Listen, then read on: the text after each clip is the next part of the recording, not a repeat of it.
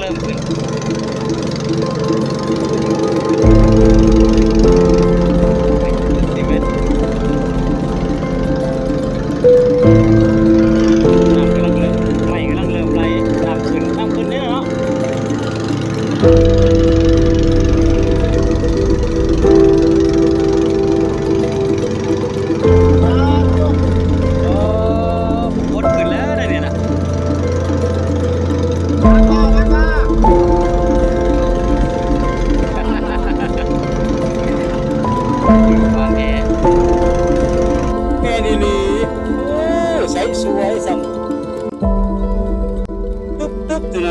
ยุดเลย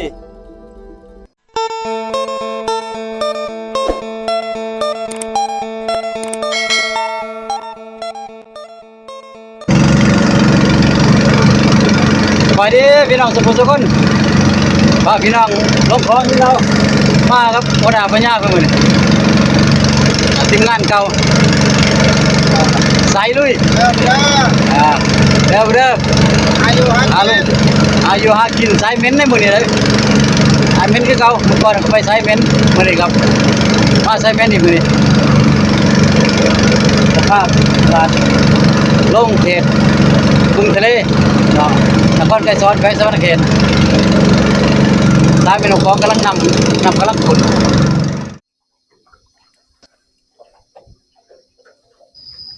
มัดเบ็ดก่อนพี่น้องเกี่ยมอุปกรณ์วันนี้เขาใส่เบ็ดเบอร์14โกมิไซส์หนาเป็นเอ็น30 ปอนด์ยาวประมาณ50 เซนเมื่อนี้ลืมเล็กเกี่ยวเหยื่อไปเอาไม้ไปตัดเอาไม้ไผ่มาเฮ็ดแนวเกี่ยวเหยื่อยากนิดนึงเพราะว่าโมเมนต์เล็กของมันเองเนาะธรรมดามันจะเกี่ยวง่ายกว่านี้แน่นกว่านี้แต่นี้มันเป็นไม้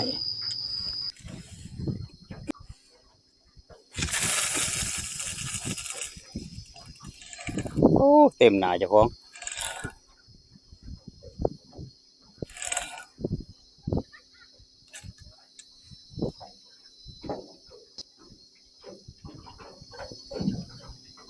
บ่วยไปประตองเลยแล้ว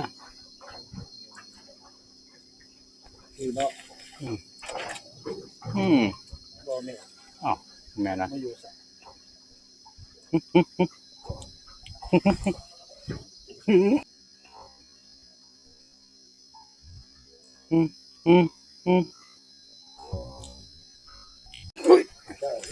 นี่พายุ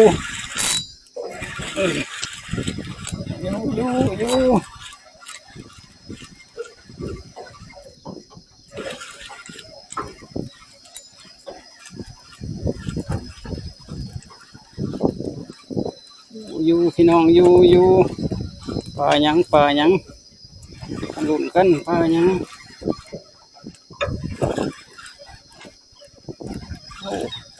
โอ้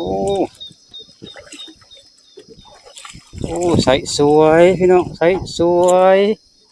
นี่งามเลยตัวนี้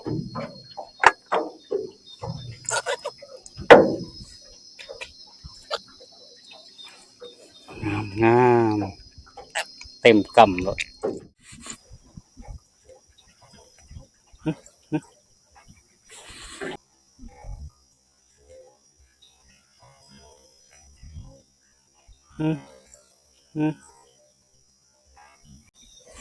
โอ้แม่เลยเล่นเลยแม่นี่ลี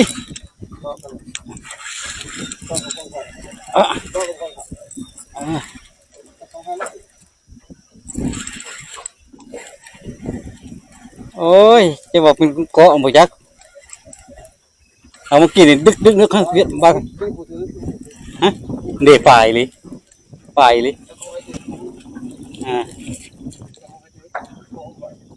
เจ้าห้องเจ้าบ่ยักบ่เอ้า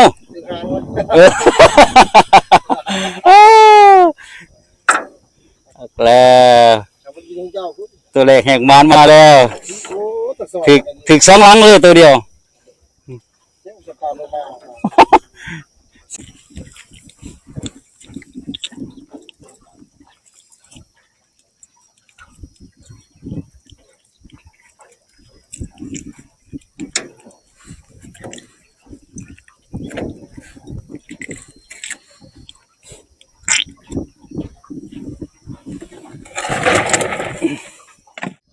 แม่ แม่น แม่นอีหลีเอ้าขอของเจ้าบ่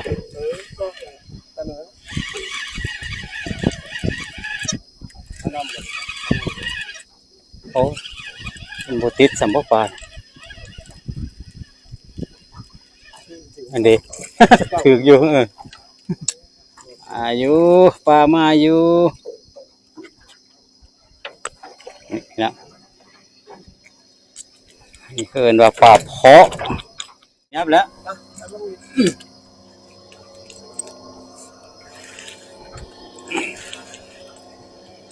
โอ้คุ้มผ่อนก็จะได้นี่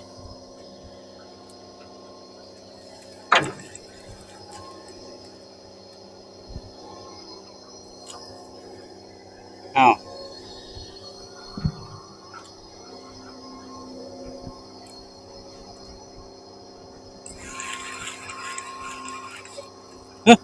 โอ้ยังของกันอยู่วะจากแล้วมันขึ้นนักเป็นบาทเป็นบาทป้าเอาไปจัดสนะบอกว่าอยู่บอกว่าอยู่ไปจักอยู่ลีไปจักแม่นี่ลีโอ้ใสสวยสัมตึ๊บตึ๊บหยุดเลย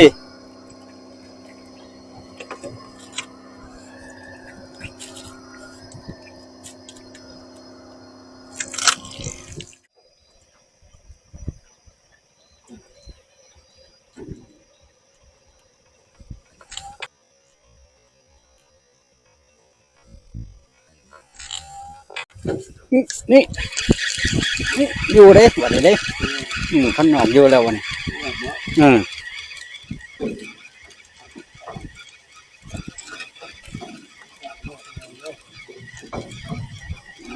เบิ้งแต้มที่สองปลาหยังเอาเลยดีโอ้ใส่เดียวกันโอ้หน่อยกว่าเก่าเนาะใส่รุดกันนี่ทำไมก็เอาอีก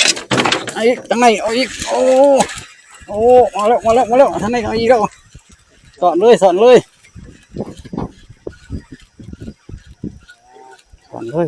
พี่น้องมิสูโอ้สังขวาตัวนี้โอ้โผล่ใหญ่แท้วะนี่ใครบ่รู้ว่านี่แม่นแล้วโอ้มาแล้วทางนั้นมาแล้ว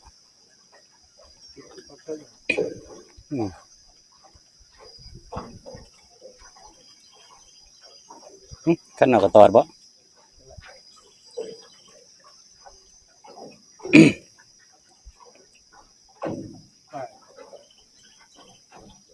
ไรยังเพาะแล้วปลาเครื่องหางแดง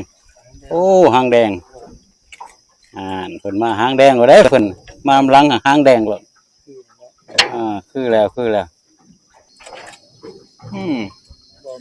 อ๋อแม่นะ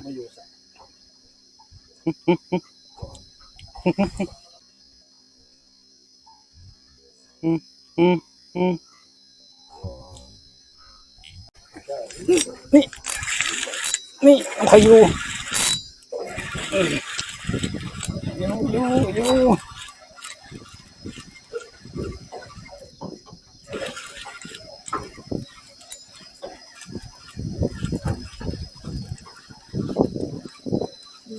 พี่น้องอยู่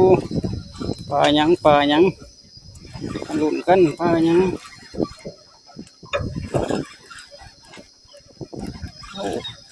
โอ้ใสสวยพี่น้องใสสวยนี่งามเลยตัวนี้สอง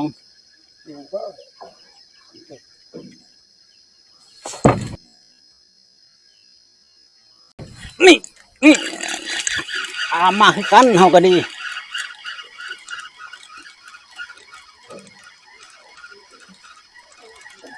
นี่โอ้สวยงาม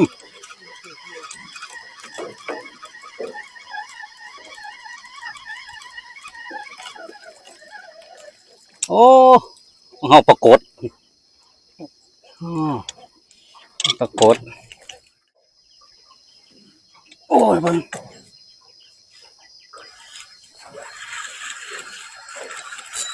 นักเด้เอ้าบ่นักบ่เบาเด้โอ้แม่นแท้บ่นักบ่เบาแบบนี้อยู่แท้โอ้กินนอนเด้โอ้ยกินนอนเด้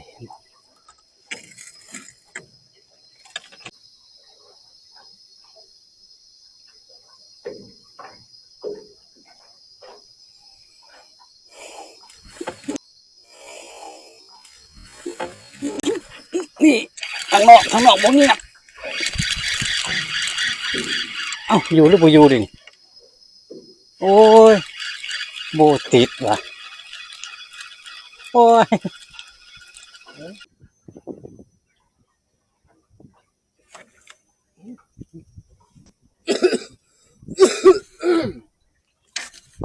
นี่โอ้ยหลุดโอ้ยตึ๊บเลยดูโอ้ยตึ๊บแห้งเลยเสร็จปุดเลย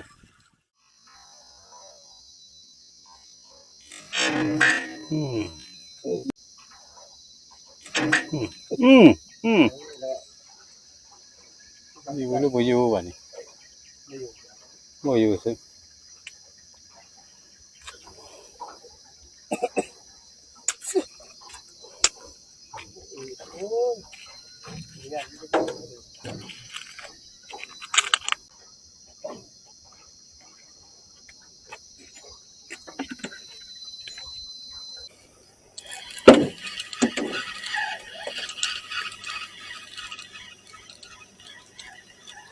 เอ้า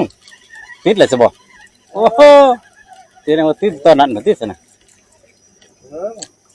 เฮิง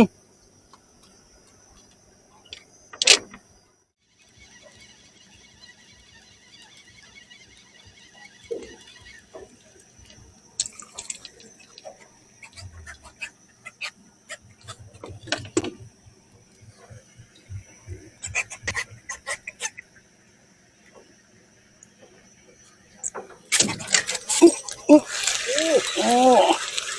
ขังเลยอ้าวมันอยู่บ่ดิบ่อยู่ครับโอ้ย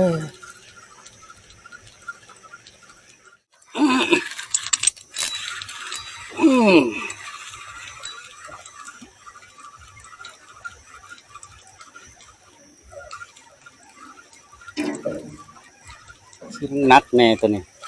เพราะว่ากลัวใหญ่เด้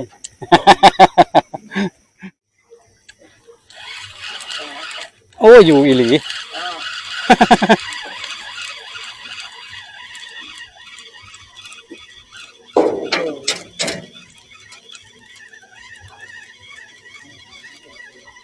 อยู่อีหลีที่แบบมันอยู่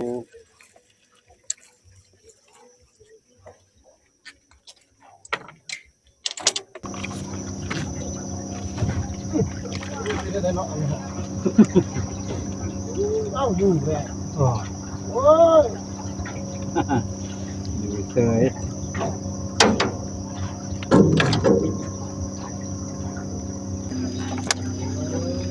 โอเคไม่อยากจะเห็นไปดีป่ะ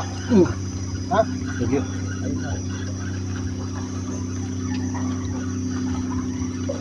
ตัวนี้โดนเนี่ยนะ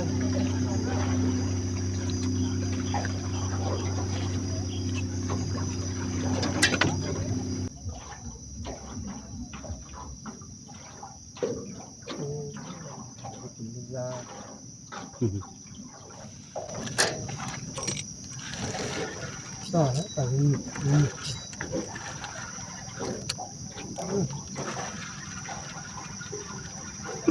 ไปไงก็อยู่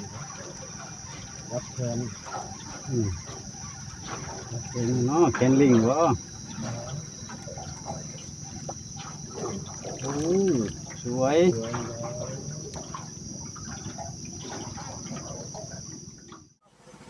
ตอนนี้เขาก็กลับเขาท่าเลยพี่น้อง เจ้าของเรือเพิ่นสิไปไล่มองต้องมาลงทะเบียนจับบัตรคิวให้เจ้าของเรืออีกนี่สรุปผลงานเฮามื้อนี้แบ่งเป็น2กองได้ตัวละประมาณโลปลาย มันบ่อยากคุ้มมันผู้ที่เสียจังหวะแบบว่ามันสิกินแหละมันก็บ่นำอะ ก่อนจากกันก็ฝากกดไลค์กดแชร์กดติดตามเด้อพี่น้องเด้อสำหรับผู้ที่มาใหม่เจอกันคลิปต่อไปพี่น้อง